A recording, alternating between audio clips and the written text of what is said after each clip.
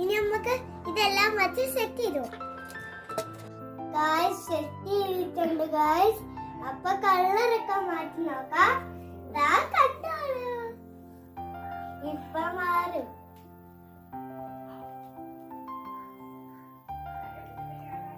Super.